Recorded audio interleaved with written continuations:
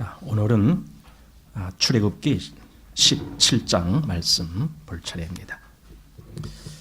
오늘은 미리 본문 읽지 않고 그냥 곧장 들어가겠습니다. 왜냐하면은 우리가 이제 본문 들어가면서 이제 우리가 또 같이 읽어야 되기 때문에 본문을 미리 읽지는 않겠습니다. 17장에는 이제 두 가지 사건이 나옵니다. 전반부에는 르비딤이라고 하는 곳에 거기서 이제 물이 없어서 백성들이 모세를 원망할 때에 하나님이 모세를 통해서 그 반석에서 물이 나오게 하는 그 일이 기록되어 있고, 그 다음에 후반부에는 좀 다른 내용이지만 아말렉이라고 하는 그 족속이 이스라엘을 치러 와갖고 전쟁이 일어나는 이제 그 사건, 이 두 사건이 17장에 기록되어 있습니다. 그런데 이제 지난번에 우리 16장을 보았고 오늘 또 17장을 보는데 16장이나 17장에 그 처음 들어가는 단어 속에 그 킹제임스 버전을 보면은 and라는 단어로 시작합니다.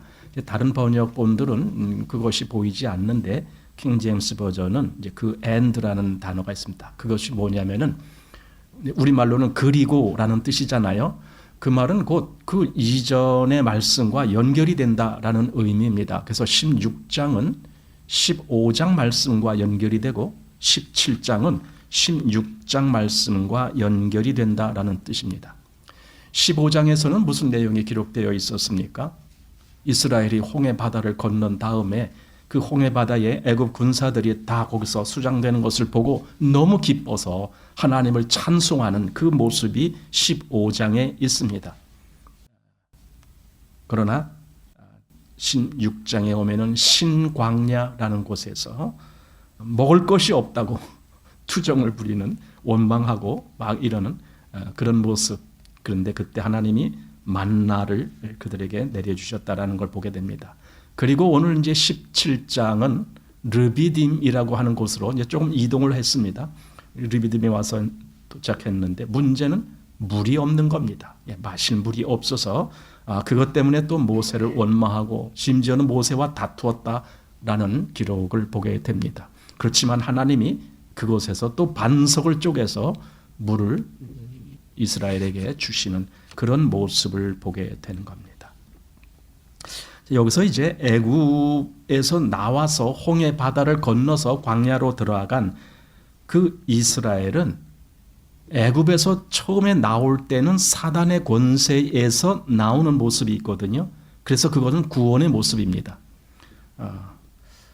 한마디로 사단의 권세에서 구원받은 그리스도인들, 이것을 다른 말로 교회라고 칭하는 건데 교회를 의미하는 그것이 이제 출애굽입니다. 그렇기 때문에 이제 16장이나 17장이나 이 말씀들이 지금 현재 교회에게 주는 의미가 아주 크다라고 할 수 있습니다. 그 중에 이제 오늘 17장 과연 여기에 어떤 의미가 담겨져 있는지 오늘 이제 그것을 보려고 하는 겁니다. 자, 17장 1절로 해서 4절 말씀까지 우리 같이 읽겠습니다. 이스라엘 자손의 온 회중이 여호와의 명령대로 신 광야에서 떠나 그 노정으로 행하여 르비딤의 장막을 쳤으나 백성이 마실 물이 없는지라 백성이 모세와 다투어 가로되 우리에게 물을 주어 마시게 하라. 모세가 그들에게 이르되 너희가 어찌하여 나와 다투느냐? 너희가 어찌하여 여호와를 시험하느냐? 거기서 백성이 물이 가라매 그들이 모세를 대하여 원망하여 가로되 당신이 어찌하여 우리를 애굽에서 인도하여 내어서 우리와 우리 자녀와 우리 생축으로 목말라 죽게 하느냐? 모세가 여호와께 부르짖어 가로되 내가 이 백성에게 어떻게 하리이까? 그들이 얼마 아니면 내게 돌질하겠나이다.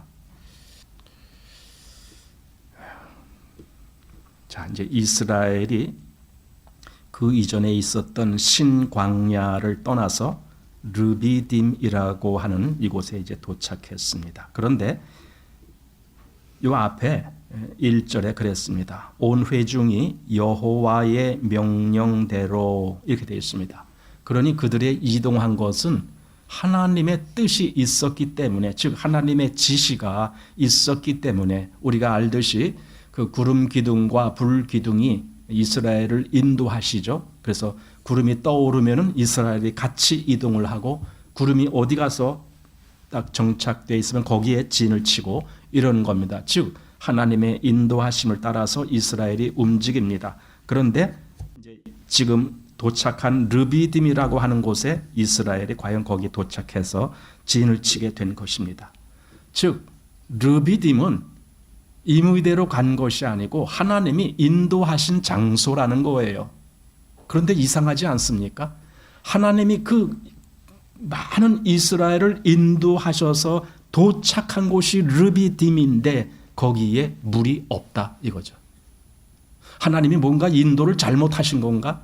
여러분 그런 생각 들으실지 모르겠습니다. 아마 이스라엘도 그 생각을 했거든요. 왜 우리를 이곳으로 끌고 나와서 죽게 하느냐, 이런 이야기를 하거든요. 그러니까 이거 하나님이 뭔가 잘못 인도하셨네, 하나님이 길을 잘못 하셨네, 실수하셨나 봐. 여러분 우리 인생도 똑같아요. 가끔 우리는 진짜 하나님이 내 인생을 인도하신다라는 그 생각을 못해요. 뭔가 잘못된 것 같아. 이게 아닌데, 이러면 안 되는데, 이런 생각을 갖고 있을지 모릅니다. 그러나 분명히 하나님이 그들을 인도하셨고 하나님이 그들을 그곳으로 인도하셨다라면은 하나님의 뜻이 있는 거예요. 그리고 하나님은 그들을 죽이려고 인도하신 것이 아니에요. 얼마든지 살 길로 인도하십니다. 그러나 하나님을 믿지 못하는 이스라엘은 불평하고 원망하고 다투고 그러는 거죠. 그래서 여기 2절 보십시오. 백성이 모세와 다투어 가로되 우리에게 물을 주어 마시게 하라. 단순히 불평을 토로했다라는 것이 아니라 다투었다는 거예요. 다툼이 뭡니까? 싸웠다는 거예요. 서로 막 끌어당기기도 하고 막 소리 지르기도 하고 아마 그랬을 겁니다. 그래서 이 뒤에 4절 보면은 모세가 하나님께 이렇게 고백합니다. 그들이 얼마 아니면 내게 돌질하겠나이다. 여기서 돌질은요, 죽이는 거예요. 이스라엘이 돌질할 때 어떤 사람을 죽이라 하면은 많은 사람들이 돌 하나씩 들고 와서 그에게 던져서 죽게 하는 겁니다. 지금 그 입장에 모세가 몰릴 정도로 백성들이 모세에게 아주 강하게 지금 한마디로 대들었다라는 거죠. 그러니까 모세조차도 잘못하면 내가 죽을 것 같습니다. 지금 이 얘기를 하고 있는 겁니다. 자, 그들이 한 말 보십시오. 뭐라고 했는가? 당신이 어찌하여 우리를 애굽에서 인도하여 내어서 우리와 우리 자녀와 우리 생축으로 목말라 죽게 하느냐. 어쩌면 물이 없으니까 불평하는 건 당연하지 이렇게 생각되십니까? 그러면은 그거는 육신의 눈으로만 보는 겁니다. 하나님이 우리를 인도하시는 길에는요, 때로는 목마를 때도 있어요. 때로는 식량이 없어서 굶을 때도 있어요. 그래도 그게 하나님이 인도하시는 길이라면은 그리스도인들은 그 길을 가는 거예요. 그리고 믿어요. 얼마든지 하나님이 합당한 길로 인도하실 줄, 그걸 믿어요. 그래서 가는 거예요. 하나님의 사람이 언제 평탄하고 좋은 길로 인도받았다, 그런 간증은 저는 들어보지를 못했어요. 하나님이 하나님의 사람을 인도하실 때 항상 험난한 길을 가게 만드셔요. 그러면서 더 유익된 것을 주셔요. 그 험난함을 통해서 죽을 고비를 넘기면서도 하나님을 의지하는 법을 배우게 돼요. 고린도 후서에 보면 사도 바울이 그 고백을 하잖아요. 얼마나 많은 그 죽을 고비를 넘겼는데, 그런데 그런 고비를 통해서 하나님이 우리에게 가르쳐 주신 것이 뭐냐? 하나님을 의지하는 법을 배우게 했다. 그거죠. 여러분, 진짜 우리가 죽을 고비에 들어서면은 진짜 하나님을 의지하는 것이 무엇인지를 배우게 돼요. 우리가 평소에는요, 그런 고비가 없기 때문에 별로 하나님 생각 안 해요. 내가 알아서 살면 돼요, 그냥. 그런데 어느 순간 내가 알아서 아무리 잘해도 안 될 때가 오잖아요. 좀 아까 말한 것처럼 갑자기 아파서 죽을 병이 들렸다. 그거 어떡할 거예요? 병원 간다고 다 고치게 됩니까? 그렇지 않잖아요. 우리는 때때로 이런 어떤 정말 기가 막힐 웅덩이와 같은 그런 곳을 맞이할 때가 있거든요. 그럼 그런 때 어떡할 거냐고요. 여러분, 그리스도인은 바로 그럴 때 빛나는 거예요. 어떡합니까? 하나님을 의지하는 거예요. 전적으로.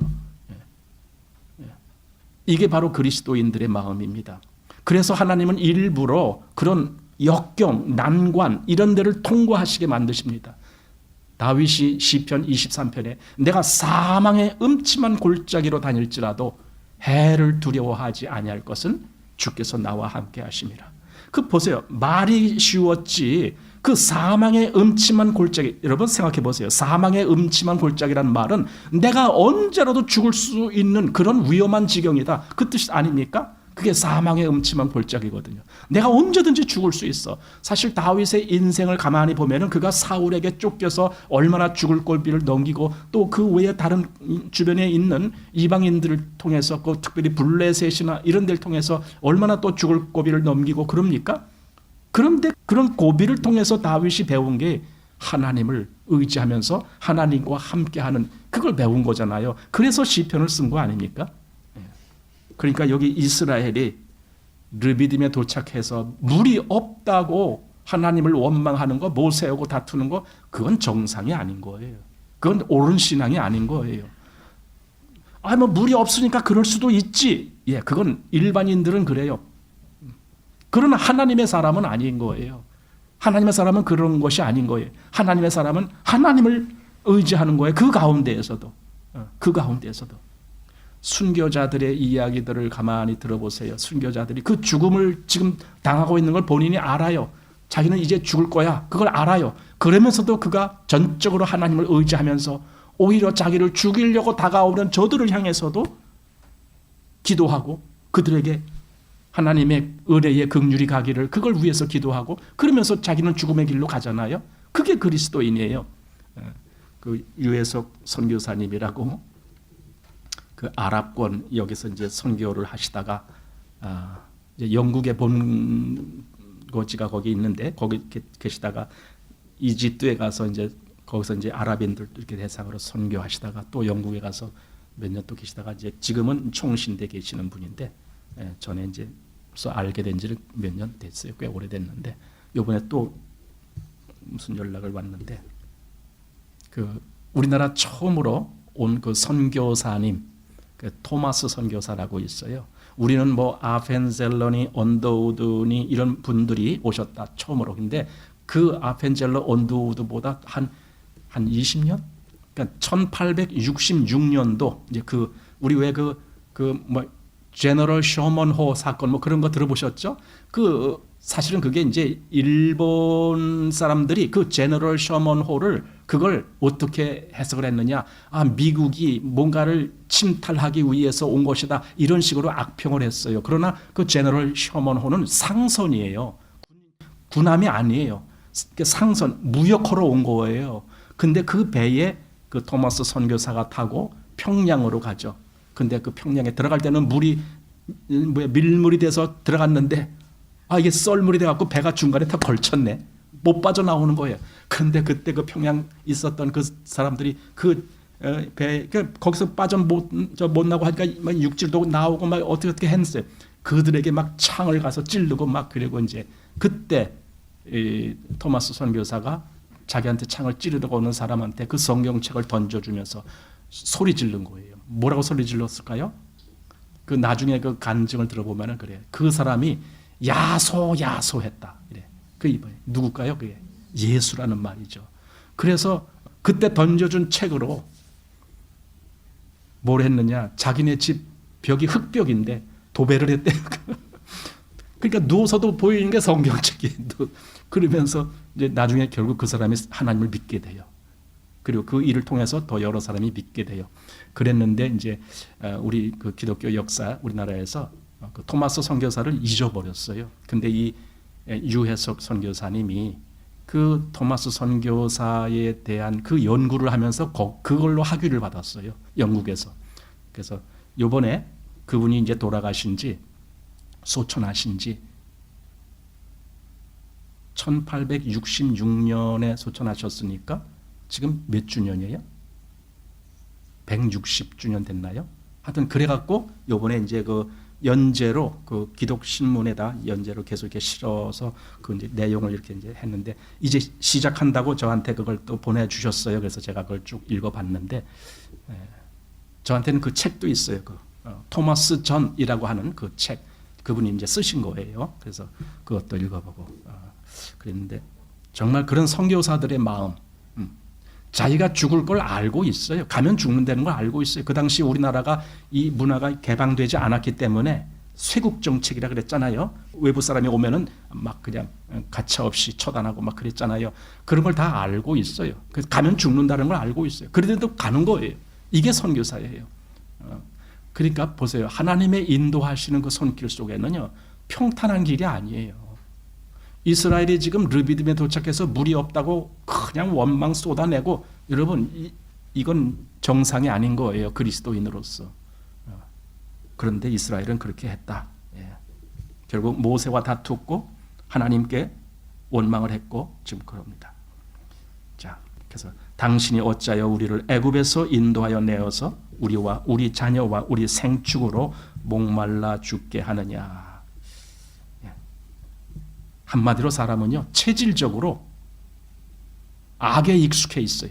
제가 그 전에도 말씀드렸잖아요. 악에 익숙한 너희도 선을 행할 수 있으리라. 뭐 이렇게 정말 이 굿수인이 그 피부를 표범이 그 반점을 변할 수 있다면 너희도 그럴 수 있으리라. 그런데 실상은 어떻게 반대잖아요. 어떻게 굿수인 흑인이 자기 피부 색깔을 변하게 할 수 있어요? 못하잖아요. 표범이 자기 반점을 없앨 수 있어요? 못하잖아요. 마찬가지로 악에 익숙한 너희도 선을 할 수 없다. 너는 완전히 악에 빠진 자다. 그 이야기를 해주고 있잖아요.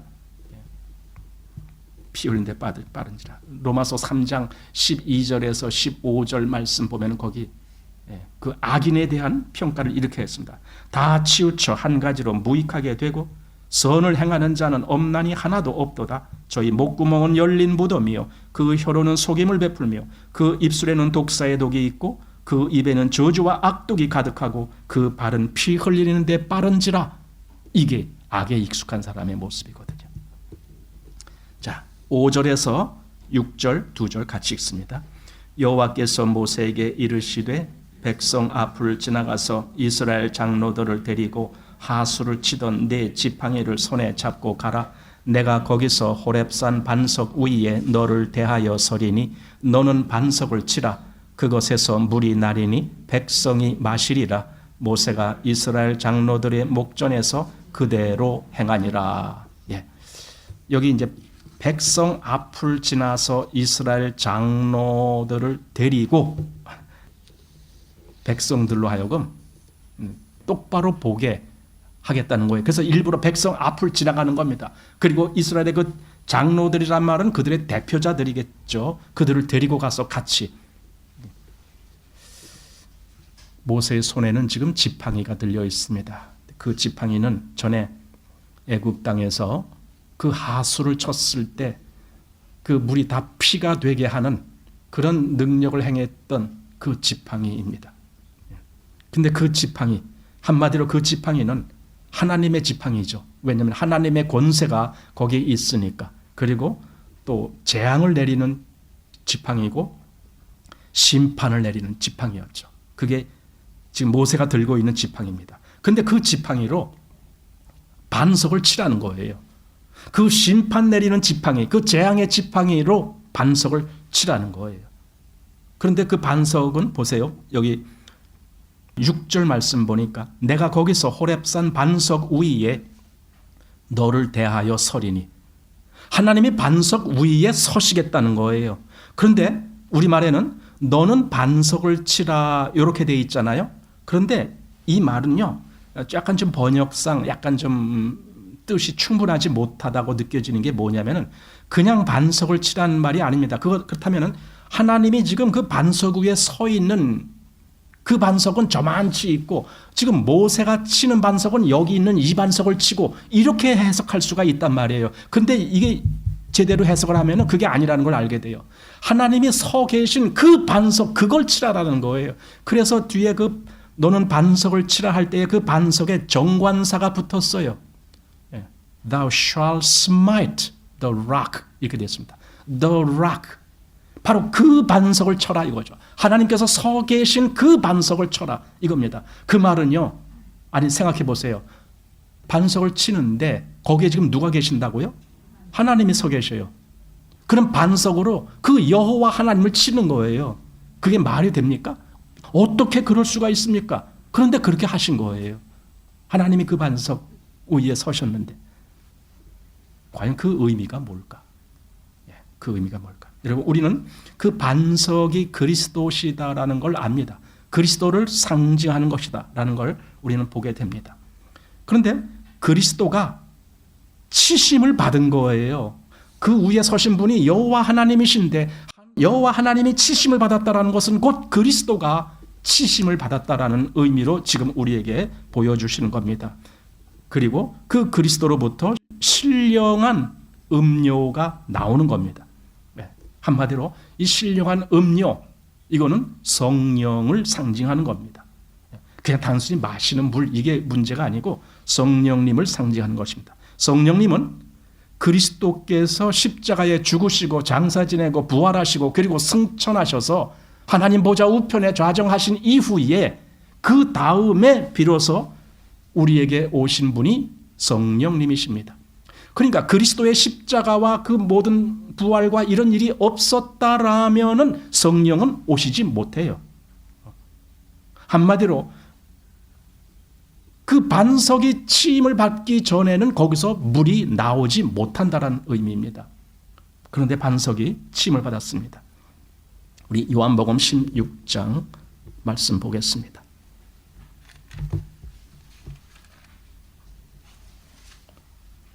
요한복음 16장 7절 말씀입니다. 자, 7절 시작. 그러하나 내가 너희에게 실상을 말하노니 내가 떠나가는 것이 너희에게 유익이라. 내가 떠나가지 아니하면 보혜사가 너희에게로 오시지 아니할 것이요 가면 내가 그를 너희에게로 보내리니 그가 거기 8절이죠. 예. 그러니까 보혜사 성령님은 어떻게 오시는 것인가? 예수님이 가셔야 돼요. 어디로? 그 하나님 보좌 우편에 가셔야 돼요.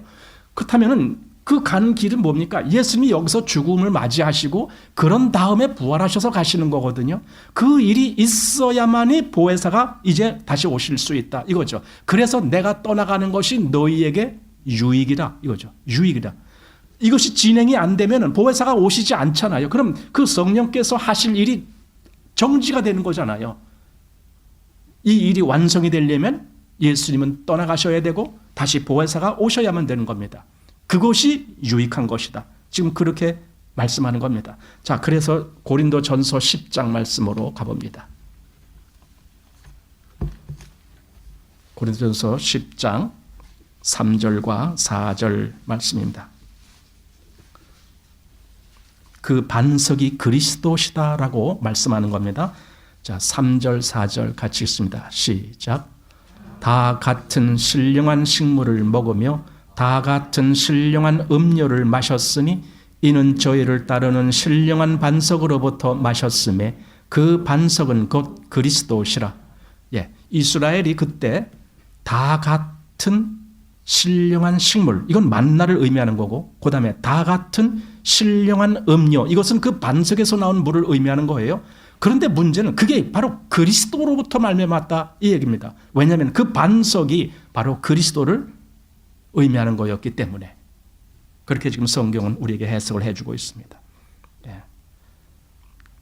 그 심판의 지팡이가 반석을 쳤을 때, 즉 이것은 뭡니까? 그리스도께서 우리 대신 그 심판을 받으셨을 때 바로 그 일이 나오는 거예요. 반석을 친다라는 개념이 바로 그겁니다. 예. 그래서 여기 스가랴 13장을 보면은 구약 성경인데도 그 말씀을 미리 이렇게 예언했습니다. 자, 스가랴 13장, 말라기 바로 앞에 스가랴 있습니다. 13장 7절 말씀 보십시오. 시작. 만군의 여호와가 말하노라. 칼아 깨어서 내 목자 내 짝된 자를 치라. 목자를 치면 양이 흩어지려니와 작은 자들 위에는 내가 내 손을 들이우리라. 여기 목자를 치라. 근데 그 목자가 어느 목자냐? 내 짝된 자. 이렇게 되어 있습니다. 즉 하나님과 같이 사역하는, 그럼 누가 사역을 했습니까? 주님이시죠. 우리 요한복음 1장에 보면은 그 태초에 계신 그 말씀이 하나님과 함께 계셨으니 그러잖아요. 그런데 그 내 짝된 목자를 치라는 거예요. 가라, 너는 그 목자를 치라. 즉 이것은 죽음을 의미하는 겁니다. 그 목자 예수님이 죽음을 당하시는 것을 이렇게 구약 성경에도 말씀했습니다. 자, 그래서 우리가 보는 겁니다. 출애굽기 16장에서는 만나가 나왔습니다. 그 만나는 생명의 떡을 상징하는 예수님을 의미한다라고 우리가 보았어요. 그리고 지금 17장에 건너오니까 반석에서 물이 나왔습니다. 이 반석은 바로 그리스도의 죽음과 부활하심과 그리고 하나님 보좌 우편에 좌정하신 그 이후에 다시 그가 보내주시는 성령 하나님, 즉 보혜사를 의미하는 거였습니다. 그래서 우리가 요한복음에 보면은요, 요한복음 6장이 바로 그 말씀이 나오는 거예요. 거기 오병이어의 기적이 나왔지만 그건 중요한 것이 아니었던 거예요. 진짜 중요한 것은 생명의 떡, 그리스도. 내가 바로 생명의 떡이다. 너희 조상들은 광야에서 만나를 먹었어도 죽었거니와. 왜 죽어요? 그건 모형이었으니까, 진짜가 아니니까. 그러나 인자는, 나는 바로 너희에게 생명을 주는 생명의 떡이다. 그것이 요한복음 6장에 나왔습니다. 그런데 요한복음 7장에 보면은 누구든지 목마른 자는 내게로 와서 마시라. 나를 믿는 자는 그 속에서 생수의 강이 흘러나리라. 물이 나올 것을 얘기해 주고 있습니다. 그러니까 지금 출애굽기 16장, 17장이 그대로 요한복음 6장과 7장에 나오는 거예요. 아, 바로 그 성령님을 두고 그렇게 의미를 했구나. 이것을 보게 됩니다. 자, 그리고 이제 요한복음 7장 말씀을 보겠습니다. 예수님이 그 말씀을 미리 하셨는데 요한복음 7장 37절에서 39절입니다. 시작. 명절 끝날 곧 큰 날에 예수께서 서서 외쳐 가라사대 누구든지 목마르거든 내게로 와서 마시라. 나를 믿는 자는 성경의 이름과 같이 그 배에서 생수의 강이 흘러나리라 하시니 이는 그를 믿는 자에 받을 성령을 가리켜 말씀하신 것이라. 예수께서 아직 영광을 받지 못하신 고로 성령이 아직 저희에게 계시지 아니하더라. 여기 지금 제가 보고자 하는 의도가 39절에 여기 바로 그 생수의 강은 성령을 가리켜 말씀하신 것이다 그랬잖아요. 그런데 그 다음에 괄호를 해갖고 예수께서 아직 영광을 받지 못하신 고로 성령이 아직 저희에게 계시지 아니하시더라. 이렇게 되어 있습니다. 그럼 예수님이 영광을 받으신다는 것은 부활을 의미하는 거거든요. 부활하여 승천하시는 것을 의미하는데 그 일이 나오려면 십자가를 거쳐야 되는 거고 무덤을 거쳐야 되는 거거든요. 바로 그렇게 거쳐야 비로소 예수님이 영광 가운데 들어가시는 그 일이 있어야 여기 말한 대로 생수의 강, 즉 보혜사 성령님께서 오신다. 지금 그 말입니다. 이것이 지금 출애굽기 17장 또 16장과 우리 신약 성경을 통해서 예수님과 성령님의 그 모습으로 보게 되는 겁니다. 자, 다시 본문 7절 말씀입니다. 출애굽기 17장 7절. 자, 같이 읽어요. 시작. 그가 그곳 이름을 맛사라 또는 무리바라 불렀으니 이는 이스라엘 자손이 다투었음이요 또는 그들이 여호와를 시험하여 이르기를 여호와께서 우리 중에 계신가 아닌가 하였음이더라. 예. 여기 마사라는 단어의 뜻은 시험한다라는 뜻이고 무리바라고 하는 단어는 다툼이라는 뜻이에요. 싸운다 그 뜻입니다. 이스라엘이 모세와 다퉜잖아요. 그리고 하나님을 시험했잖아요. 여러분 시험한다는 것은 뭔 말입니까? 믿지 못했다라는 거예요. 하나님은 얼마든지 우리를 합당한 길로 인도하신다. 이렇게 믿지 못하니까 불평이 나오고 모세와 다투고 왜 우리를 죽이려고 하느냐 이렇게 나오는 거예요. 믿지 못하니까. 아니 하나님이 이를 인도해 주는데 지금 당장은 물이 없다 할지라도 하나님이 얼마든지 너희로 살게 하실 거야. 이 믿음이 있다라면은 왜 다퉜겠습니까? 그러나 그들은 그 믿음이 없었던 거예요. 그러니까 다툰 거예요. 불신은요 하나님의 때를 기다리지 못해요. 그럼 반대로 믿음은 하나님의 때를 기다릴 줄 아는 거예요. 그들이 하는 말이 여호와께서 우리 중에 계신가 아닌가. 이게 또 무슨 말입니까? 하나님이 어디 있어? 그 말이잖아요. 이게 지금. 하나님은 여기 없어. 지금 그 말이거든요. 이게 얼마나 정말 하나님을 모독하는 그런 표현입니까? 하나님이 어디 있느냐라는 게 중대한 죄악입니다. 그런 말을 이스라엘이 했다라는 겁니다. 그러니 하나님의 때를 기다리지 못하니 그들이 할 수 있는 일은 자기들 마음대로 하는 거죠. 이제는. 그러니까 불평이 쏟아지는 거예요. 자기들 마음대로 하니까. 하나님을 기다리는 사람은 불평할 이유가 없는 거예요. 그냥 잠잠히 하나님을 바라라. 내 영혼아 어찌하여 내 속에서 불안하여 하는 거. 너는 잠잠히 하나님을 바라라. 그렇게 되는 거예요. 이게 믿음의 사람이거든요. 그런데 이들은 그럴 줄 몰랐던 거죠.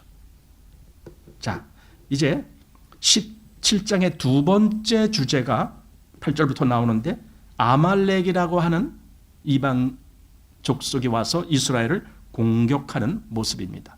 자, 8절 보십시오. 때에 아말렉이 이르러 이스라엘과 르비딤에서 싸우니라 이렇게 말합니다. 이제 때라는 말은 바로 그 즈음에 그런 뜻이겠죠. 그러니까 이스라엘이 지금 르비딤에서 어떤 일이 있었을 때 물이 없다고 그냥 난리치고 막 그럴 때 그때 아말렉이 와서 이스라엘을 공격했다는 것. 근데 여기 글을 잘 보아야 됩니다. 아말렉이 이르러 이렇게 되어 있습니다. 그 말은요. 이스라엘이 아말렉에게 갔다라는 것이 아니라 아말렉이 지금 여기 이스라엘이 있는 이곳으로 왔다라는 거예요. 일부러 뭐 하려고? 싸우려고. 아말렉이 이스라엘을 치려고 일부러 여기 와서 이스라엘과 지금 전쟁을 벌이겠다 이겁니다. 아말렉은요. 원래 아말렉이라는 사람이 있었잖아요. 그는 에서의 손자였습니다. 창세기 36장 12절에 보면 나옵니다. 그리고 그 후손을 아말렉 족속이다라고 말하는 겁니다. 그런데 보세요. 이 아말렉의 조상 즉 에서와 이스라엘의 조상 야곱은 원래 쌍둥이였잖아요. 형제예요. 물론 에서가 형이고 야곱이 동생이었습니다만은 그 모친 그 리브가의 그 복중에 같이 있었는데 성경은요. 복중에서도 자기들끼리 다퉜다고 돼 있어요. 에서와 야곱은 그런 존재였습니다. 창세기 25장에 아이들이 태 속에서 싸우는지라 그랬습니다. 자, 근데 보세요. 에서가 어떤 사람이었습니까? 그는 완전히 육의 본성대로 사는 사람이었습니다. 그러니까 팥죽 한 그릇 그거 배고플 때 그 얼마나 팥죽 한 그릇 여러분 지난번 동지 때 그런 거 드셔보셨습니까? 얼마나 그 따끈한 팥죽이 먹고 싶었는지 에서가 야곱 보고 야 너 그 팥죽 날 줘라 좀 먹게 해라. 그랬더니 야곱이 형의 그 장자권을 나에게 주면 내가 팥죽 주겠습니다. 그래? 그럼 얼마든지 너 가져가. 지금 에서는 장자의 명분을 소홀히 했단 말이죠. 그 장자의 명분이라는 것이 무슨 의미입니까? 이건 하나님이 주신 의미입니다. 하나님은 이 장자라는 그 위치를 굉장히 소중하게 여기십니다. 왜냐하면 장자는 모든 그 형제들의 대표자니까. 애굽에서 장자를 죽였다. 그럼 모든 형제가 다 죽은 거나 마찬가지거든요. 그런데 우리 그리스도인들의 전체의 장자가 누구십니까? 예수님이시거든요. 그러니까 예수님에게 어떤 일이 벌어지는 것이 다 그리스도인들에게 그대로. 그래서 그리스도인들은 머리인 그 예수님 즉 그리스도의 몸이다. 이렇게 지금 말씀하는 거 아닙니까? 같이 그렇게 유기적으로 연결이 되어 있다. 몸과 머리는 떨어지면 안 돼요. 그럼 떨어지면 다 죽는 거예요. 항상 연결이 되어 있는 거예요. 그게 교회예요. 우리는 교회의 중요성을 너무 이렇게 무시하기 쉬운데 교회는 그리스도의 몸이에요. 우리가 우리 마음대로 해석하면 안 되는 거죠. 그런 의미에서 야곱과 에서는 두 기질이 다른, 에서는 그야말로 육의 기질로 산 사람, 그러나 야곱은 그가 베델에서 하나님을 만나죠. 그 이후에 물론 그가 육의 어떤 성품도 있었지만은 그래도 야곱은 계속 하나님을 찾아가는 그 모습으로 가요. 그래서 결국은 나중에 그 밧단 아람 거기서 20년 동안 외삼촌을 섬기고 또 돌아오는 길에서 어디입니까? 그 무슨 나루? 야복나루. 거기서 또 씨름을 하는 그런 모습 속에서 얼마나 강하게 여러분 씨름을 왜 했습니까? 야곱이 하나님께 매달리는 거예요. 씨름은. 매달리는 거예요. 그만큼 그래도 야곱은 하나님을 찾아가는 그 모습을 보였던 겁니다. 그러니까 이 기질이 처음부터 달랐던 거예요. 그래서 아말렉과 지금 이스라엘이 완전히 다른 존재가 됐어요. 아말렉은 뭡니까? 완전히 육을 쫓아가는 그 모습의 그 계통. 야곱은 뭡니까? 그래도 하나님을 쫓아가는 그 계통. 이렇게 되어 있는 거거든요. 그게 이스라엘이거든요. 출애굽한 이스라엘이 지금 우리로 본다면 사단의 권세에서 벗어난 그리스도인들인데, 그가 이스라엘이 애굽에서 나와서 홍해를 건너서 거기서 한 2달 동안, 2달이 됐는가? 지금 이제 르비딤에 가서 거기서 지금 거의 얼마 안 있을 때인데, 제일 먼저 마주친 것이 아말렉이고 제일 먼저 전쟁한 대상이 아말렉이라는 거예요. 근데 그 아말렉은 누군데? 조상의 형제잖아요. 야곱과 에서라고 하는 그 두 조상의 형제인데, 근데 지금 그들이 싸우고 있는 거예요. 아마 그리스도인들도 우리가 구원받았을 때에 사단의 권세에서 구원을 받았지만, 즉 이스라엘이 애굽에서 나온 것과 같이 사단의 권세에서 나왔지만, 그러나 우리는 또 싸워요. 또 싸워요. 홍해를 건넜는데 또 싸워야 될 대상이 또 오는 거예요. 그 대상이 누굽니까? 이제 그리스도인에게 싸움의 대상인 것은 육의 기질이라는 겁니다. 매킨토시는 이 부분을 이렇게 설명을 했습니다. 하나님이 우리를 위해서 싸우시는데 처음에는 그냥 우리를 위해서 싸우셨다. 그게 출애굽입니다. 그런데 그 다음에는 우리 안에서 싸우신다. 그게 아말렉과의 전쟁입니다. 아말렉은 우리가 갖고 있는, 우리 안에 있는 육의 기질을 의미합니다. 그래서 모든 그리스도인들은 구원받았다라면 반드시 이 싸움을 거쳐야 됩니다. 육의 기질은 자꾸만 우리로 하여금 육신의 소욕으로 가게 만들기 때문에 그럽니다. 육신의 소욕으로 가면 어떻게 됩니까? 그는 하나님의 성령의 일을 할 수가 없는 거예요. 육신의 일을 계속 해야 되니까. 우리 그런 내용을 여기 보게 되는데, 갈라디아서 5장을 보십시오. 자, 갈라디아서 5장 16절 말씀, 16절 17절 말씀 같이 시작. 내가 이르노니 너희는 성령을 쫓아 행하라. 그리하면 육체의 속심을 이루지 아니하리라. 육체의 소욕은 성령을 거스리고 성령의 소욕은 육체를 거스리나니 이 둘이 서로 대적함으로 너희의 원하는 것을 하지 못하게 하려 함이니라. 육신의 소욕과 성령은 항상 다퉈요. 왜? 일치가 안 돼요. 우리 육신의 기질과 하나님의 성령의 인도하심은 항상 다투게 되어 있습니다. 그래서 내가 이 육신의 기질과 싸우지 아니하면 해결이 안 돼요. 싸워서 이겨야 돼요. 그러면 이상하죠? 우리가 어떻게 이겨요? 하나님이 싸우십니다. 내 안에서. 내 안에서 싸우시는 분이 바로 성령님이십니다. 또 골로새서 3장 5절에 보면은 그래서 우리 보고 뭐라고 하느냐? 땅에 있는 지체를 죽이라. 그리고 8절에는 이제는 너희가 이 모든 것을 벗어버리라. 그 육의 기질, 바로 그걸 얘기하는 겁니다. 땅에 있는 지체를. 그래서 로마서 8장 5절 말씀, 5절에서 8절 제가 읽습니다. 육신을 쫓는 자는 육신의 일을, 영을 쫓는 자는 영의 일을 생각하나니 육신의 생각은 사망이요 영의 생각은 생명과 평안이니라. 육신의 생각은 하나님과 원수가 되나니 이는 하나님의 법에 굴복치 아니할 뿐 아니라 할 수도 없음이라. 육신에 있는 자들은 하나님을 기쁘시게 할 수 없느니라. 그러니까 육신과 성령과는 완전히 이 질이 다른 거예요. 그러니 어떻게 하나가 될 수가 있느냐 이거죠. 그리스도인들에게 이 구별이 되질 아니하면은 항상 헷갈려요. 항상 넘어져요. 자기는 하나님을 위해서 열심히 뭘 한 것 같이 애썼지만은 결과는 늘 자기 만족으로 끝나요. 성령의 역사가 아니에요. 우리 안에서 역사하시는 이가 계셔요. 빌립보서에서 보면은 너희 안에서 행하시는 이는 누구라고요? 하나님이시니. 자기 그 기쁜 뜻을 위하여 우리로 하여금 소원을 두고 행하게 하신다 그랬어요. 이 뭡니까? 이게 바로 싸움에서 하나님이 얼마든지 우리 안에서 역사하신다. 그러면 내가 할 일은 그래요. 맞아요. 내 안에서 역사하시는 하나님, 나 하나님을 복종할래요. 이렇게 하면 되는 거예요. 나 하나님 뜻에 따르겠습니다. 이게 바로 성령께 복종하는 겁니다. 로마서 8장에는 그 말이 아주 두드러지게 나옵니다. 성령이 너희 안에 거하시면 하면서 너희가 성령을 쫓아 행하면, 이런 말씀들이 두드러지게 나오고 있습니다.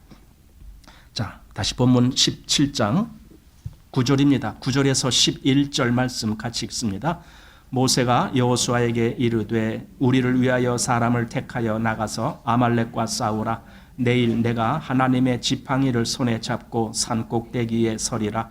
여호수아가 모세의 말대로 행하여 아말렉과 싸우고 모세와 아론과 홀은 산 꼭대기에 올라가서 모세가 손을 들면 이스라엘이 이기고 손을 내리면 아말렉이 이기더니.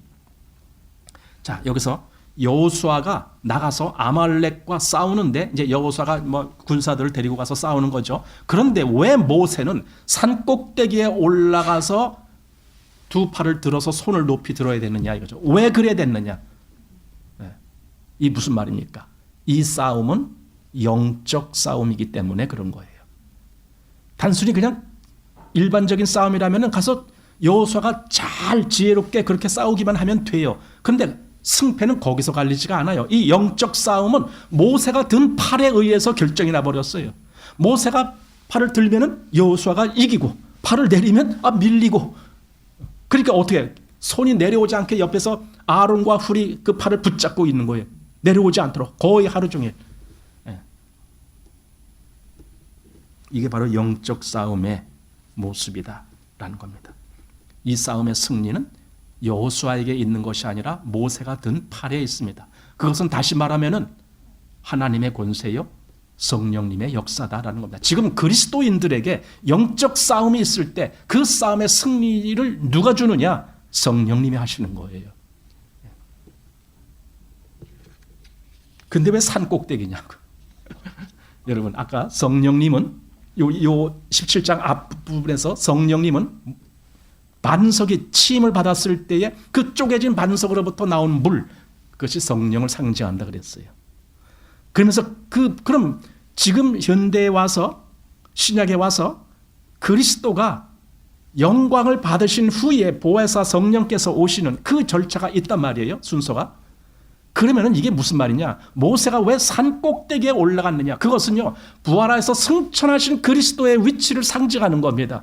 거기서부터 성령님이 오셔서 역사하시는 것처럼 모세는 바로 그 위치로 산 꼭대기에 올라가서 손을 들었던 겁니다. 그 손에는 그의 지팡이, 하나님의 지팡이가 있었다라는 걸 우리가 이제 여기서 보거든요. 사도 바울은요, 바로 이 부분을 로마서에서 이렇게 말씀했습니다. 로마서 8장 34절. 누가 정죄하려? 죽으실 뿐 아니라 다시 살아나신 이는 그리스도 예수시니 그는 하나님의 우편에 계신 자여 우리를 위하여 간구하시는 자시니라. 사실 팔을 든다라는 것은요, 기도한다라는 의미가 되거든요.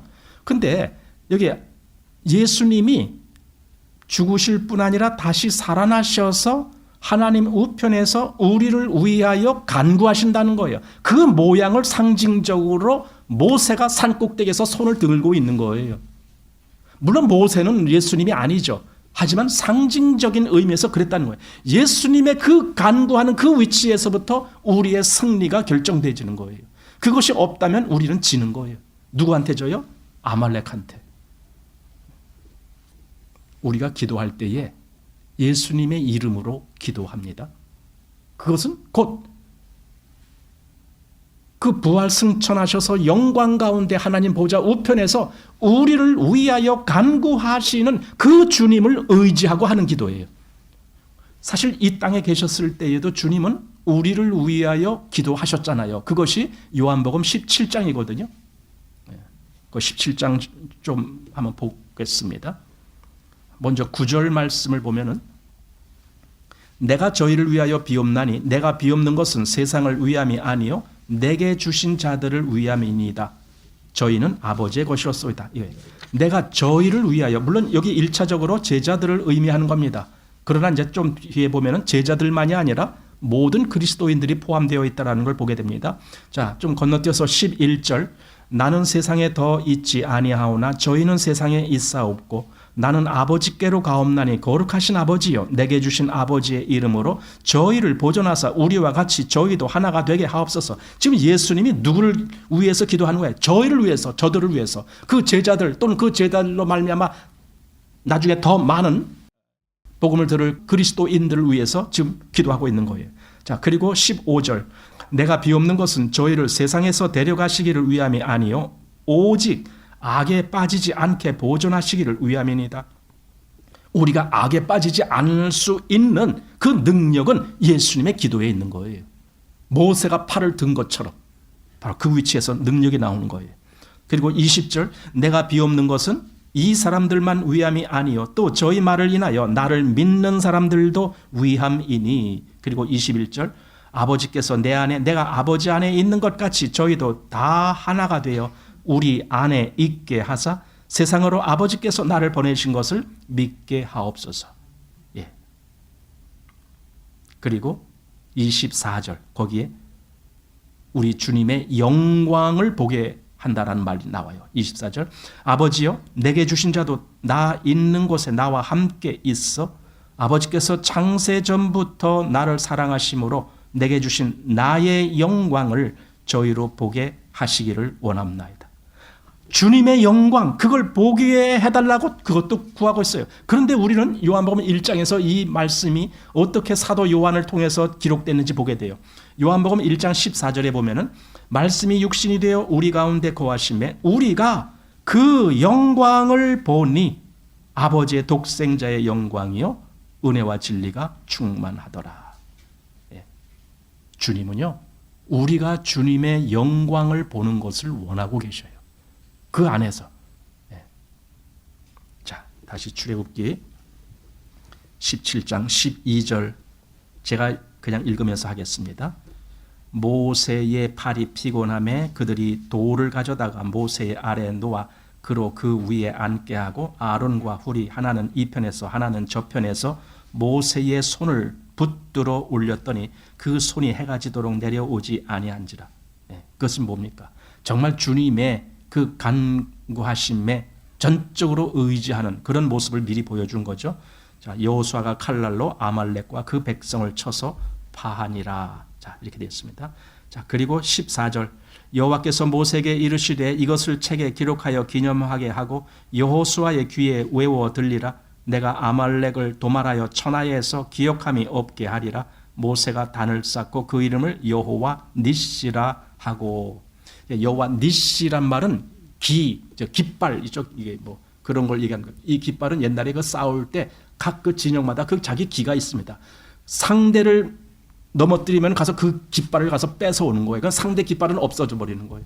그러나 이 깃발을 높이 드는 것은 승리를 상징하는 거예요. 그러니까 여호와, 우리 보통 여호와 니시라고 킹제임스 버전에 보면 그렇게 되어 있어요. 여호와 니시.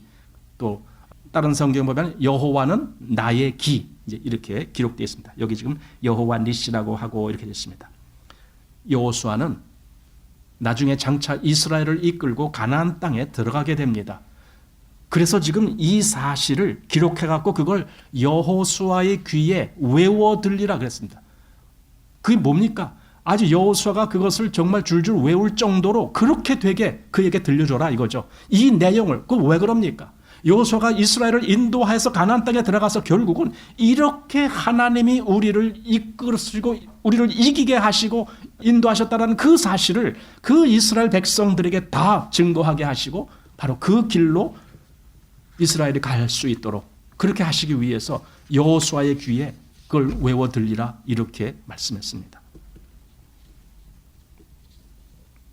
그 말은 다시 말해서 더 이상 육신의 소욕대로 가지 않고 오직 성령의 인도하심을 순종하는 그 모습으로 가게 하는 그 역사가 필요하다. 그게 가나안에서의 모습이거든요.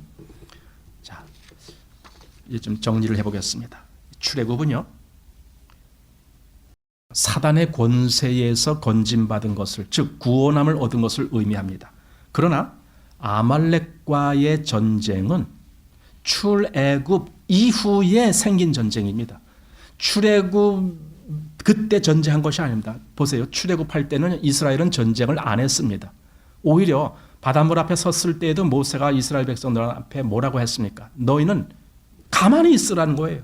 가만히 서서 오늘날 여호와께서 너희를 구원하시는 그 구원을 보라. 그랬다고요. 그러니까 이스라엘은 그때는 싸울 게 하나도 없었어요. 여러분, 우리가 구원받을 때 뭐 했습니까? 싸웠습니까?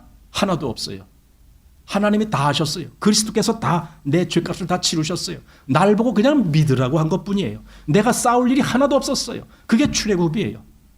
그러나 지금 아말렉이 앞에 왔을 때는 가만히 있는 게 아니에요. 이때는 직접 싸워야 돼요.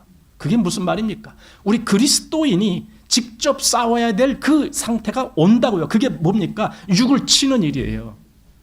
육을 치지 아니하면 성령께서 내 안에 역사하시지 못해요. 다투고 있잖아요, 서로.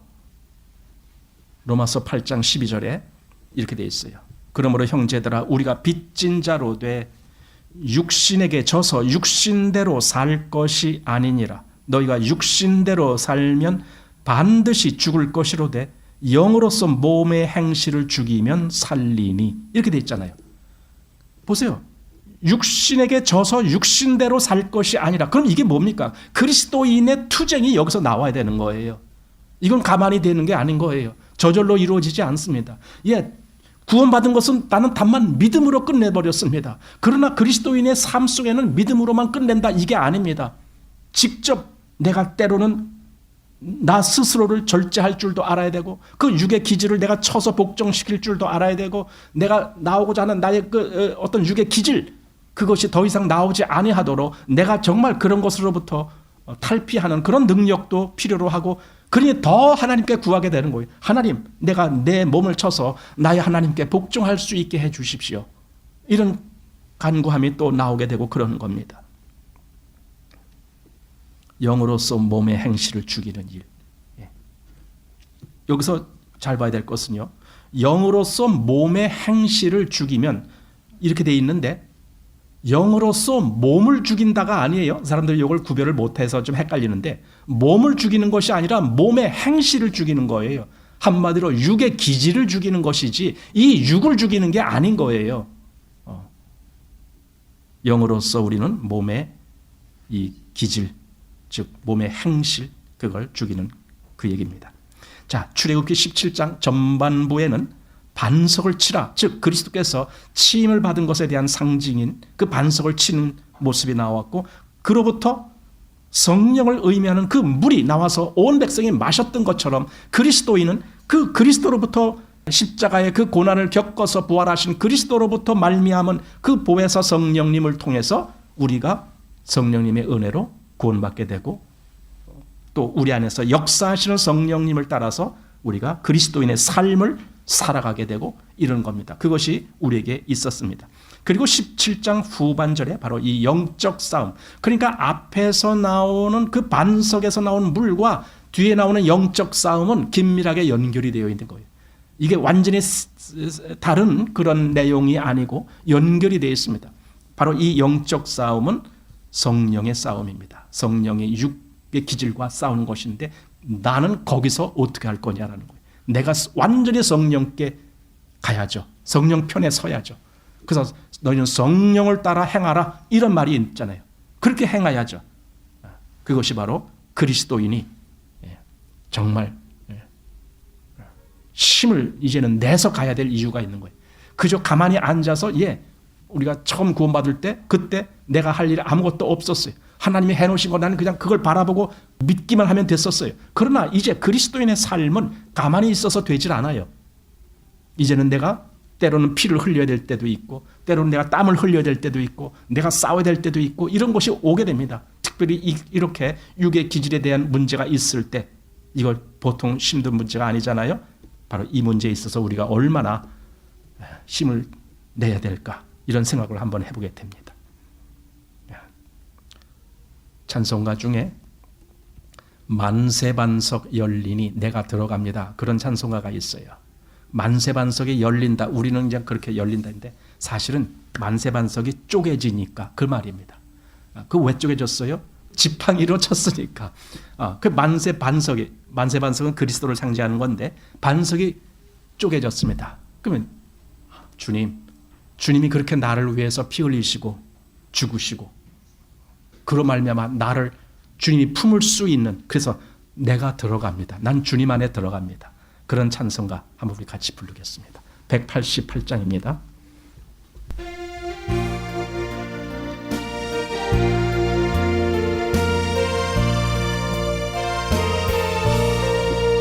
만세 반석 열리니 내가 들어갑니다. 장애 허리 상하여 물과 피를 흘린 것 내게 효험 되어서 정결하게 하소서. 내가 공을 세우나 은혜가 없지 못하네. 쉼없이 힘쓰고 눈물 근심 많으나 구속 못할 죄인을 예수 홀로 속하네. 빈손 들고 앞에 가 십자가를 붙드네.